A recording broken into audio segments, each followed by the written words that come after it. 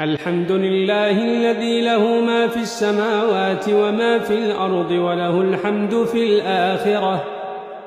وهو الحكيم الخبير.